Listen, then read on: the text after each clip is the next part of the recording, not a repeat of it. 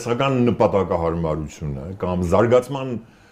նախադրյալները պետք է թելադրեն մեր քաղաքականությունը։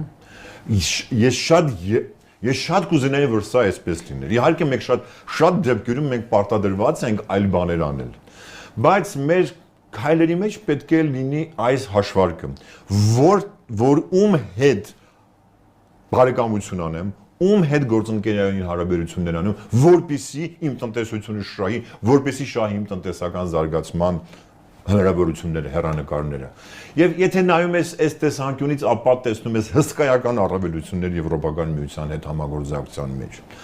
Վերջո գիտեք, Ռուսաստանը Եվրոպական միության հետ վերջի 30 տարվա ընթացքում շատ լավ հարաբերություններ ուներ, վաղը մյուս օր կարող են նորից կրկին վերականգնել այդ հարաբերությունները, իսկ ով ասեց, որ սա հավերժ պետք է լինի։ Ես չեմ կարծում։ Ով ասաց, որ այդպես կլինի։ Իսկ մենք բան ենք, հա, այսինքն այս պահին չի կարելի իհարկե տրվել այդպիսի զգացմունքային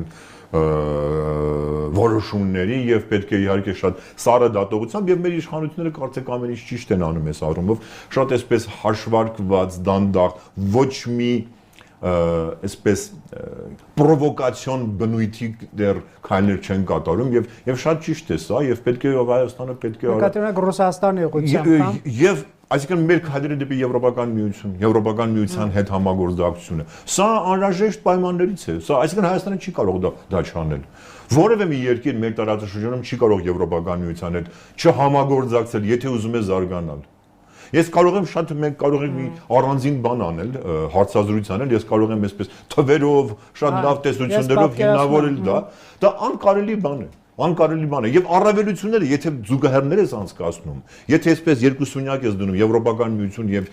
Եվրասիական տնտեսական միություն Եվրոպական միության առավելությունները ջախջախի չեն